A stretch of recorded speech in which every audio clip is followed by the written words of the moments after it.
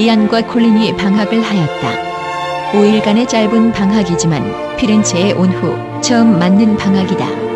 방학을 이용하여 로마로 여행을 한다. 피렌체 산타마리아 노벨라역에서 로마행 유로스타 고속열차에 오른다. 1시간 30분 후면 로마 테르미니역에 도착을 한다. 우리가 묵을 호텔은 베스트 웨스턴 호텔이다. 도착 첫날은 지하철로 스페인 광장 야경을 보고 저녁 식사를 하려고 한다. 그러나 스페인 광장역에 지하철이 서지를 않는다. 그날 반정부 시위 때문에 스페인 광장역이 폐쇄되었다는 것이다. 우리는 트레비 분수에 가기로 하였다. 트레비 분수는 등을 돌리고 서서 동전을 던지면 다시 로마에 올 수 있다는 전설이 전해 내려오고 있다. 1453년 교황 니콜라우스 5세의 뜻에 따라 만들어진 분수인데 홀리궁전의 벽화를 배경으로 하고 있다. 분수의 조각상은 인화성의 해신 트리톤과 바다의 신이 양측을 자리잡고 중앙의 조각은 해신 넵투누스의 모습이다. 트레비 분수는 낮이나 밤이나 관광객들의 인파로 붐빈다. 진입로 골목은 식당과 기념품 상점들로 이어진다. 근방의 가니 식당에서 스파게티와 피자로 저녁 식사를 하였다. 다음날 우리는 택시를 타고 바티칸 시티를 간다. 바티칸은 이른 시간인데도 인산인해를 이루고 있다. 줄지어 피에트로 성당으로 향한다. 성당으로 들어가는 길은 아름드리 돌기둥들이 숲을 이루고 있고 그 사이로 사람들의 행렬이 줄지어 간다. 이곳은 교황이 계신 곳으로 이태리 내에 별도의 국가를 이루고 있다. 고대 로마 시절 이곳은 묘지였다. 네로 황제의 박해를 받은 피에트로가 순교하여 이곳에 매장되어 있다. 금요일에 콘스탄티누스 황제가 326년 교회를 설립하고 그 후 1546년 미켈란젤로 등 건축가의 손으로 재건되어 오늘의 모습을 하고 있다.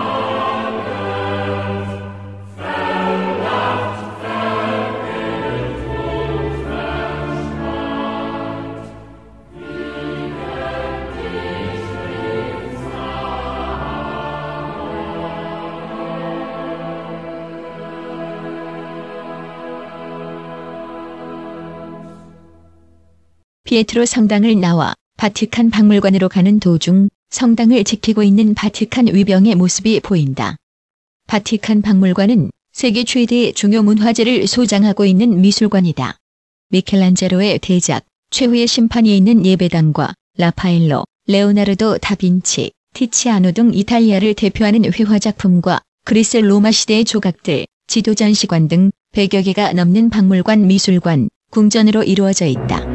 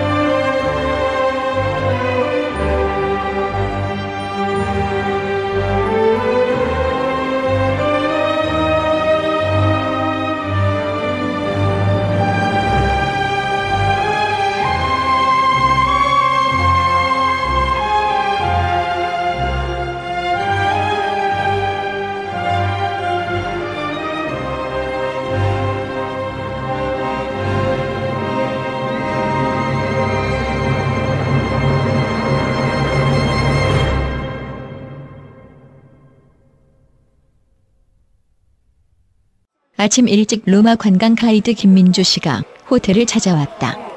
오늘은 가이드의 도움을 받아 관광을 하게 된다. 지금 오늘의 일정을 의논하고 있다. 카타콤베를 시작으로 로마의 유적지를 둘러보기로 하였다. 가시고 싶은 대로 갈 거고요. 그리고 우선은 보다가 중간에 힘드시면 저한테 얘기해 주시면 제가 그 시간 맞춰서 끝낼 거예요. 그리고 식사도 원하시는 걸로 저한테 얘기를 하시고요. 저희는 일단 카타콤베부터 시작하죠, 보통.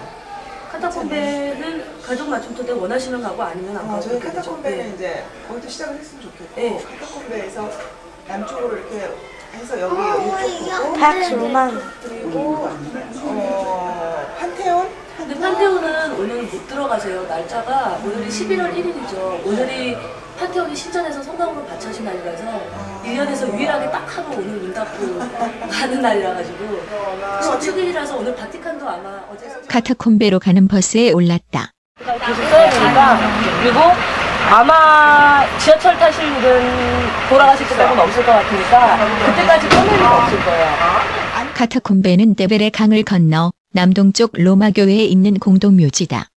기독교를 탄압하던 로마 시절 묘지는 모두 지하에 있었다고 하는데 사실 딱 붙여져 있는 모습이 왔는데 규모로는 되게 커요. 근데 이곳에는 카타콤베가 3개가 공개가 되어 있어요. 그래서 여기 제일 끝에 산 세바스티아누스라고 하는 저기는 너무 깊숙해서 웬만하면 못 들어가고요. 근데 저기가 중요한 곳 중에 하나인 게 바울 사도랑 베드로 성인께서 돌아가시고 난 뒤에 시신이 여기에 잠깐 안치가 됐다가 이동을 하시게 돼서 유명한 곳 중에 하나고, 저기 앞에 산 칼리스토라고 하는 곳이 아마 두 분이 가보셨을 곳일 거예요. 근데 저희는 그쪽으로는 안 가는데 그 옆에 보시면 비아 아피아 안티카라고 하는 일직선의 기다란 길이 하나 보이죠. 저 길로 64년도에 베드로 성인께서 그 네로의 박해를 보고 너무 무서워서 로마를 다 버리고 도망가던 도중에 저기 세 갈래길이 만나는 꿔버디스라고 적힌 저기서 예수님을 만나요. 그래서 이제 그 만났던 자리다라고 해서 만들어진 성당이 저 꿔버디스 성당인데, 저희는 이 도미틸라라고 하는 카타콤베로 왔고요. 산 칼리스토는 유명한 이유는 하나입니다. 여기가 교황님이라는 이름은 500년대부터 붙여지기 시작했고 그 전까지는 주교라고 불렀거든요. 그 전에 있었던 13명의 주교님의 시신이 안치되어 있기 때문에 조금 성소로 되어 있는데 너무 관광객이 많이 가요. 그래서 들어가서 개인적으로 사람들이 보기에 너무 제약이 좀 심해요. 박해가 없었을 정도 있고 황제의 소신에 따라서 또 박해했을 때도 있는데, 그래서 네로만큼이나 심하게 박했던 사람이 도미티아누스 황제거든요. 근데 그 도미티아누스 황제의 사촌의 부인이에요, 도미틸라가. 그러니까 조카라고 해야 되나요? 근데 부인이 되는데, 그 도미틸라가 바로 그 도미티아누스 황제의 그 친척벌에 있음에도 불구하고 믿었죠. 그리고 그분이 순교를 당하고 여기에 묻혀지고 나중에 그분의 후에 성녀가 되시거든요. 도미틸라 성녀. 그래서 후에 그분의 시신이 발견됐다라고 해서 여기를 도미틸라 카타콤베라고 부르고요. 우선은 맨 처음부터 말씀드릴게요. 로마 사람들은 시신을 묻을 때 우리처럼 위에다가 이렇게 사람을 묻는 게 아니고 땅 안으로 내려가요. 그렇게 해서 사람을 묻는데 이렇게 기다랗게 통로를 하나 만듭니다. 통로를 만들면 옆으로 벽이 생기겠죠.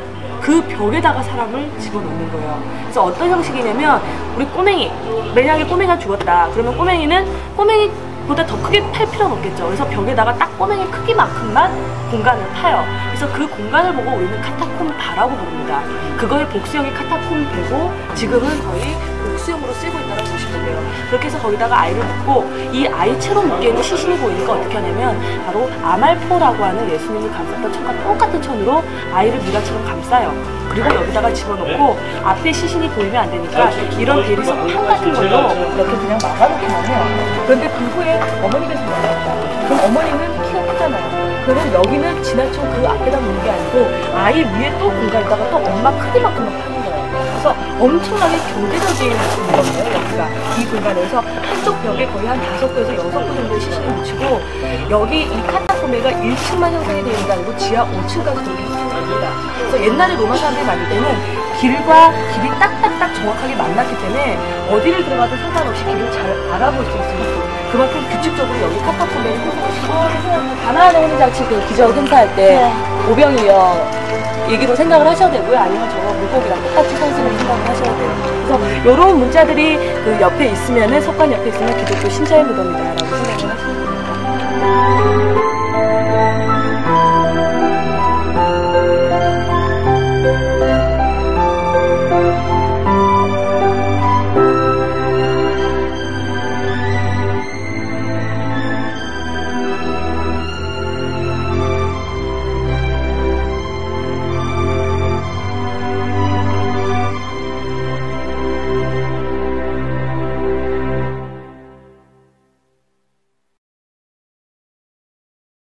이곳은 로마 시대 마차 경기장이 있던 곳이다. 단지 넓은 잔디밭처럼 보이지만 옛날엔 아주 웅장한 경기장이었다. 영화 배너를 보면 마차 경기장에서 배너가 마차 경주를 하는 장면을 볼 수 있다.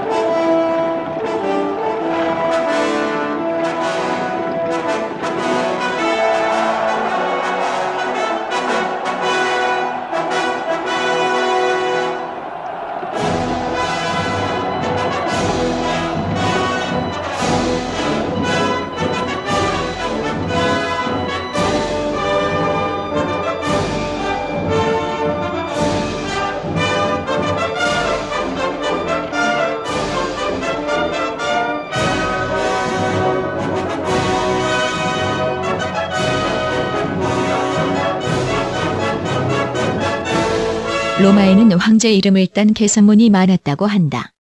군인 출신의 황제가 많아 전공이 있을 때마다 개선문을 만든 모양이다. 그 중에서 티투스의 개선문과 콘스탄티누스 개선문만 남기고 나머지는 허물어 바티칸을 건설하는데 재료로 쓰였다고 하는데 콘스탄티누스 황제는 처음 기독교를 인정한 황제라 남겨둔 것 같다.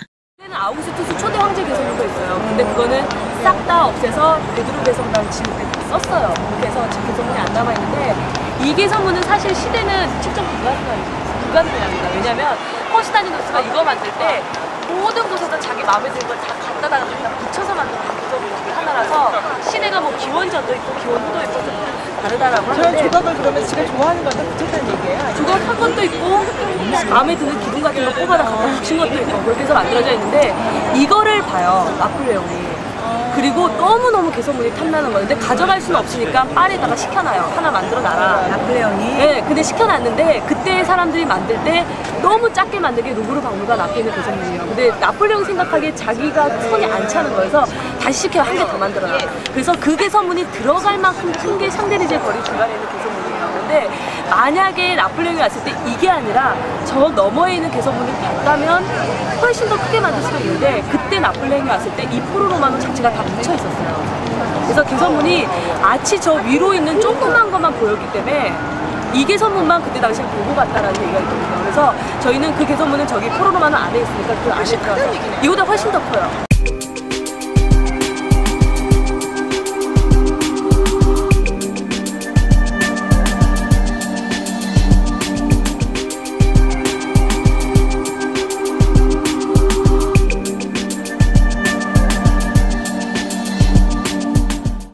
우리는 점심 식사 후 베네치아 광장을 거닐고 있다. 베네치아 광장은 2차 세계대전 당시 이태리의 독재자 베니토 무솔리니가 전쟁을 선포한 자리다. 무솔리니는 이 베네치아 궁전 베란다에 나타나 군중들 앞에서 독일의 나치군과 연대하여 연합군을 상대로 전쟁을 시작한다고 선포를 하였다. 베네치아 광장을 지나 campidoglio 광장에 오르려고 한다. 이곳에서 보이는 두 개의 계단 중 오른쪽 낮아 보이는 계단이 campidoglio 광장에 오르는 계단이다. 이 계단과 광장은 미켈란젤로가 설계한 것으로 인간의 착시 효과를 극복한 기하학적 설계로 그의 천재성을 보여주는 곳이다. 계단이 하나 있고 왼쪽에는 지금 가파른 계단이 있는데 왼쪽은 보기에도 너무 힘들어 보이고 부담스러우니까 아무도 안 올라가는 거예요. 이거요? 왼쪽이 저 성당 올라가는 계단. 근데 오른쪽은 유명하기도 하지만 웬만한 사람들이 다 올라가는 이유는 우리랑 똑같은 심정이거든요. 만만하고 올라가기 편해 보이니까 다 올라가는 거거든요. 근데 지금 여기서 딱 보시면은 극명하게 길이 차이가 나요. 그런데 오른쪽 계단이 왼쪽보다 길어요. 네? 지금 사람들 많은 계단이 왼쪽 계단보다 훨씬 더 긴 계단이에요. 안 될 것 같은데. 이유가 뭐냐면 오른쪽이 착시 효과예요. 저 오른쪽 계단을 만든 사람이 누구냐면 어제 바티칸 가서 보셨던 그 시스티나 이런 핀란드로가 만든 계단인데 저 오른쪽 계단이 가면 갈수록 원래 계단은 평행하잖아요. 근데 오른쪽 계단이 가면 갈수록 끝이 멀어져요. 그래서 지금 여기서 보시면 처음부터까지 똑같은 길이로 보여요. 그래서 끝이 모아지는 부분이 없기 때문에 우리가 제대로 된 길이를 못 보도록 만든 착시 효과 계단이에요. 그래서 이 계단은 미켈란젤로가 만든 이유가 뭐냐면 오른쪽과 왼쪽 계단을 비교해 보려면 방법은 두 개밖에 없어요. 하나는 하늘 위로 올라가서 계단을 직접 비교를 해보던가, 근데 그건 우리가 못하잖아요. 두 번째는 뭐냐면 사람이 걸어가는 수밖에 없는데 사람은 되게 간사한 게 뭐냐면 내 눈에 짧아 보이면 내 몸이 느껴도 짧다고 느끼는 거예요. 그래서 눈만 보고 이것을 짧다고 느끼게 만들어서 아무 부담 없이 꼭대기까지 올라가 버리도록 만들어놓은 계단이 미켈란젤로가 만든 저 계단이에요. 그리고 이 계단 위에 있는 저 광장이 이탈리아에서 제일 아름답다라는 얘기를 듣는 또 미켈란젤로가 만든 광장이니까, 그리고 이 너머에서 보는 포로 로마노가 제일 멋있거든요. 그래서 이쪽으로 가서 포로 로마노를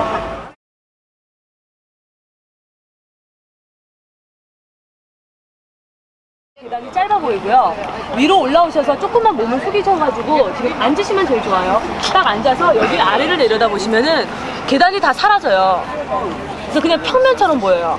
그래서 우리는 올라올 때 지금 좀 숨이 차는데 우리가 보는 올라오는 사람들은 계단을 올라오는 게 아니라 평면을 올라오는 것처럼 보이기 때문에 밑에서 위를 봤을 때는 계단이 짧아 보여서 부담이 안 되고 위에서 아래를 봤을 때는 평면이 되기 때문에 부담이 안 되고, 그러니까 두 가지 효과로 다 만들어 놓은 계단이에요. 그래서 계단 이름은 그냥 없습니다. 돌계단이라고 해서 그냥 포르도 나타라는 이름을 가진 계단이고, 여기서 딱 돌면은 이 광장이 이탈리아에서 제일 아름답다라는 얘기를 듣는 광장이에요. 그런데 보시면 어떤 느낌이 드냐면 안 이뻐요, 별로. 생각보다 그렇게 멋있는 광장이 아니거든요. 여기는 비밀이 숨겨져 있는데 첫 번째 비밀은 뭐냐면 여기 앞에 건물이 3개가 있어요. 근데 이 좁은 광장에 건물이 3개나 들어가면은 엄청나게 답답해야 되거든요. 근데 들어오시면 별로 안 답답해 보이는 이유가 뭐냐면 정말 사소한 걸로 답답함을 없앴어요. 왼쪽과 오른쪽 건물이 안 평행해요. 벌어져 있어요. 그리고 우리의 시야가 이 건물과 함께 저 양 끝에 있는 저기로 빠져나가 버리기 때문에 건물이 3개가 들어와 있음에도 불구하고 전혀 답답함을 느끼지 않도록 만들어 놓은 광장이 이렇게, 이렇게 벌어져 있어요. 그냥 딱 그 공연장처럼 만들어 놨어요. 그러니까 그리고 땅에서 하늘로 올라간다고 상상을 해보시고요.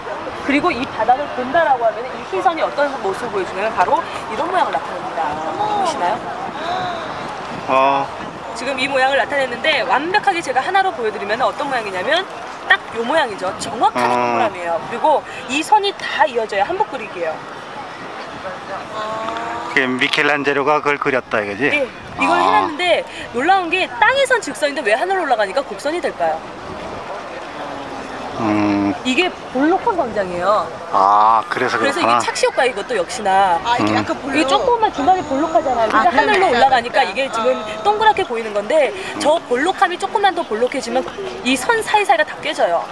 이게 조금만 덜 볼록하면 어긋나게 되거든요. 그런데 미켈란젤로가 이거 만들 때 저 위에 탑이 없었다는 얘기예요. 만들어 놓고 확인할 방법이 없어요. 그러니까 미켈란젤로 머릿속으로 다 계산해서 이거를 만들어 놓고 하늘 위에서 봤을 때 이 모양이 나오게끔까지 미켈란젤로가 계산을 해놔서 이탈리아에서 발행된 50센트 동전 뒷면이 이 모양입니다. 그래서 동전 있으시면 동전 뒷면에, 그러니까 나라마다 동전 뒷면이 다 다르니까 이탈리아에서 발행된 동전 뒷면을 보시면 50센트 뒷면이 이 모양으로 나와 있을 거예요. 그래서 캐피톨리니라고 되어 있는데 저거를 영어로 읽으면 캐피털이에요.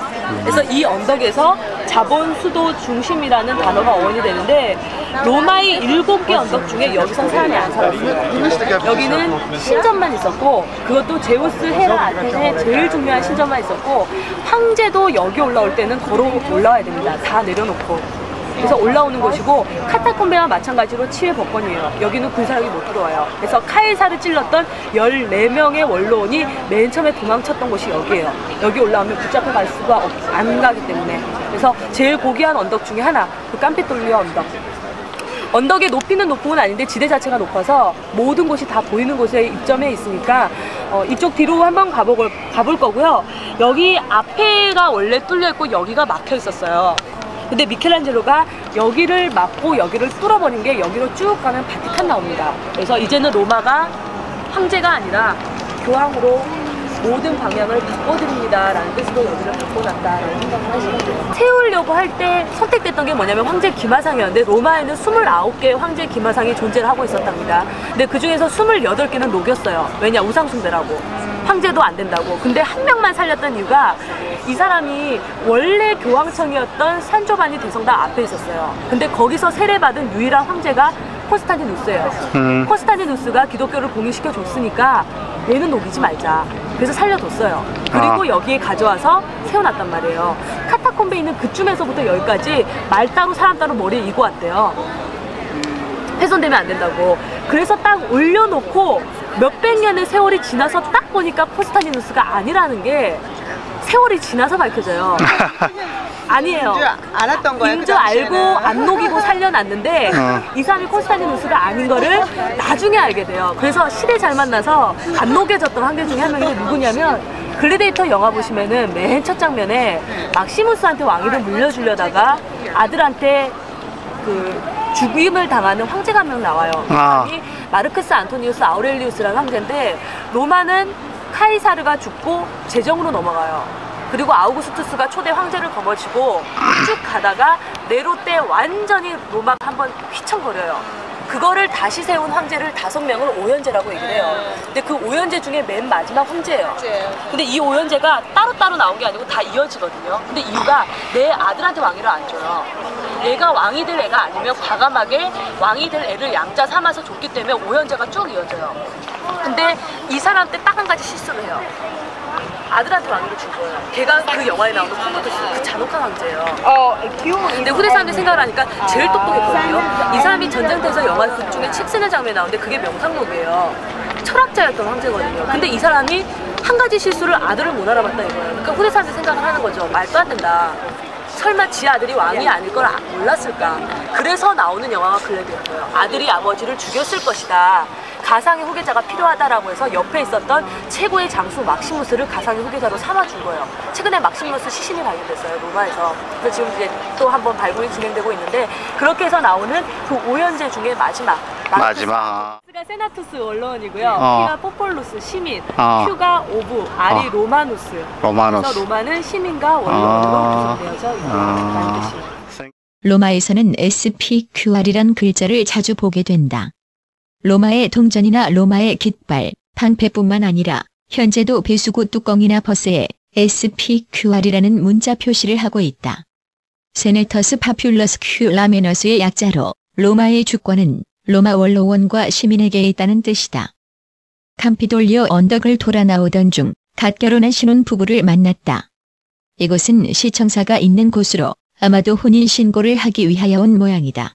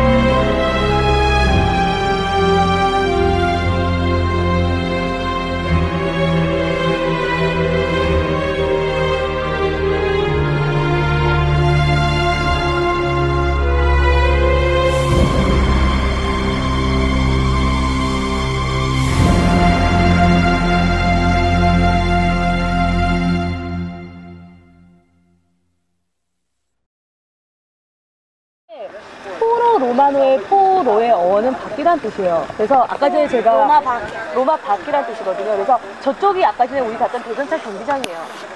근데 이게 북쪽이. 부서졌어요. 그리고 여기 앞에 오른쪽에 나무막 있는 곳이 팔라티노 언덕이거든요. 그런데 이 팔라티노 언덕에 로마 사람들이 살고 있을 때 인구가 너무 많이 늘어나니까 저 팔라티노 언덕을 로마라고 생각을 하셨어요. 그래서 저 로마의 밖을보다라는 뜻으로 포로 로마노, 로마인의 밖이라는 뜻이었는데 지금 여기는 카피톨리 언덕을 시작으로 해서 저기 이 주택단지 조금 뒤쪽으로가 아벤티누스라고 하는 언덕이거든요. 그리고 저 콜로세움 앞에가 에스킬리노라고 하는 언덕이고 저기 탑 있는 곳이 비미날레 언덕과 첼리 언덕이 붙어있고 여기 뒤로 대통령궁이 있는 퀴리날레 언덕이 있어요. 그래서 7개 언덕을 통합한 게 거의 로마의 초창기 모습이라고 생각을 하시면 되는데 이 7개 언덕을 통합하고 보니까 여기가 밖이 아니라 안이 된 거죠. 그래서 어는 밖인데 지금 포럼같이 안이라는 의미로 바뀌어진 곳이 이 포로 로마노인데 로마가 시작을 하고 멸망할 때까지도 여기가 중추였고 끝날 때까지 여기가 중추예요. 이거 부서졌는데 여기. 그리고 로마가 멸망했다고 커진다고 해서 이것을 또 키웠던 것도 아니에요. 여기서 모든 것을 다 했어요. 그런데 사람들은 여전히 언덕 위에 살아요. 왜냐? 여기는 호수가 되게 많았거든요. 그래서 대부분 사람들은 언덕 위에서 살았고 여기에다가 중추가 될 건물들을 딱 세워놔서 지금 기둥 있는 건 로마에서는 무조건 다 신전이에요. 기둥은 다 신전이라고 보시면 돼요. 그래서 바로 신전 만들고 지금 여기 오른쪽에 제일 편편하게 지금 대리석이랑 잔디밭 있는 여기가 법원이에요.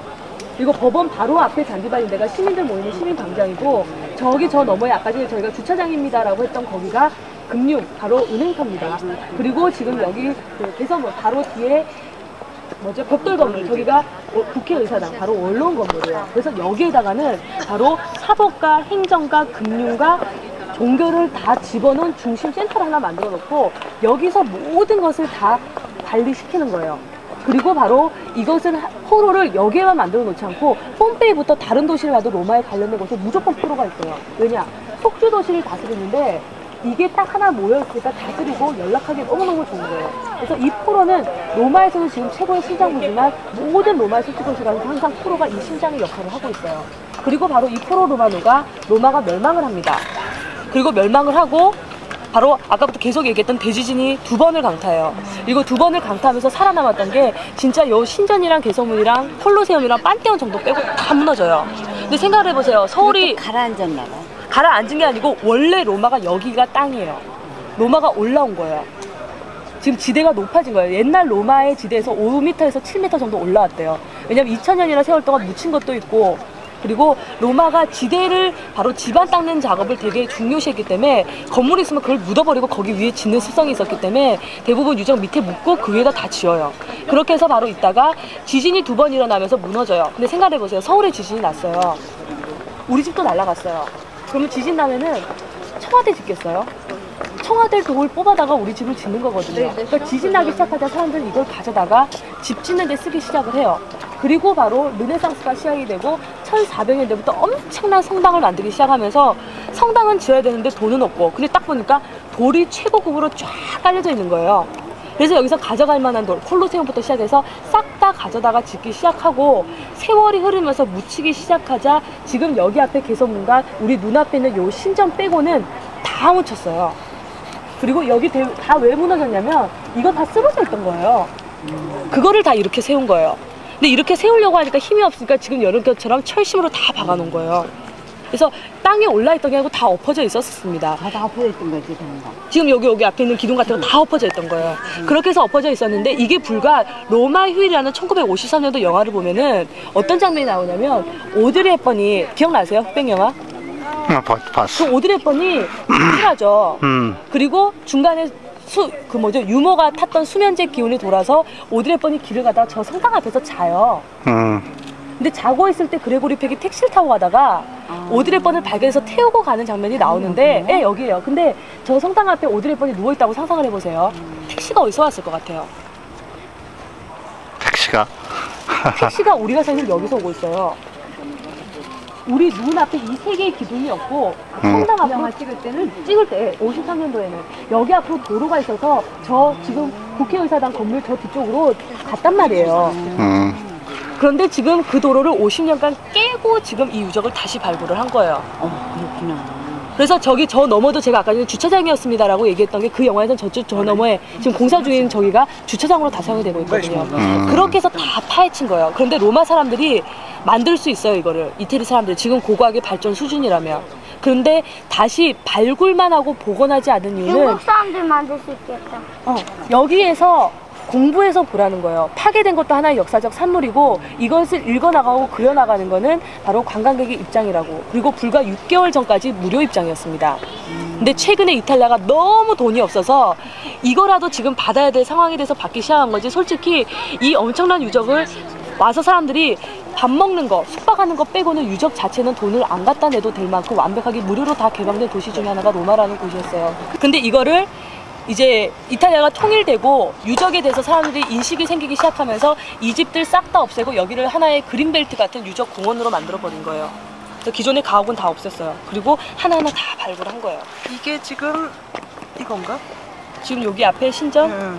아니요, 여기 지금 이거 남아있고 이게 지금 아마 한 요쯤 될 거예요, 요거. 포로 로마노에는 세베루스 황제의 개선문이 있다. 세베루스는 로마 속국인 일리리쿰에서 서기 7년에 태어났다. 로마군 장교로 있으면서 능력을 인정받아 황제에 오르게 되는데 능력이 있다면 인종의 차별을 두지 않는 개방적 로마의 모습을 보여준다. 그래서 소집을 하고 그때 폼페이우스 극장에서 소집을 했을 때 뭘 하려고 했냐면 이란 땅이에요. 지금은 바로 그 파르티아라는 땅을 원정을 가려고 했었어요. 왜냐면 카이사르 때 파르티아의 원정을 갔다가 진짜 거의 무참히 당해서 온 적이 한 번 있었거든요. 근데 결국 거기서 카이사르가 칼에 찔리죠. 그리고 죽습니다. 그 후로 3일 뒤에가 파르티아 원정 일이었는데 결국 무산되고 못해요. 그리고 카이사르가 죽고 300년의 세월이 지나서야 파르티아로 원정을 한 거예요.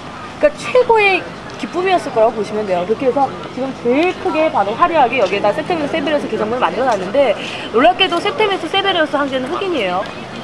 그리고 속주도시 사람이에요. 그러니까 로마가 정복했던 나라의 도시의 사람입니다. 그리고 거의 그가 어디 쪽이죠? 북아프리카, 남아프리카 그쪽 사람이거든요. 근데 말을 로마 말을 잘 못한 거예요. 그래서 말을 할 때마다 너무 발음이 웃겨서 사람들이 연설을 들을 때마다 막 웃었대요. 근데 여기서 알 수 있는 게 뭐냐면 지금은 로마가 쇄국 정책을 하고 있지만 이탈리아가 그때 당시에 로마는 뭔가 대단한 업적을 낼 수 있고 뭔가 자질이 있다라고 하면은 속주 도시에 있는 흑인 노예도 황제로 만들었었던 그만큼 개방적인 나라가 로마였다고 보시는 거예요. 근데 그 로마가 쇄국으로 변해지는 순간 로마라는 도시 제국을 멸망했다라고 생각해도 되고요.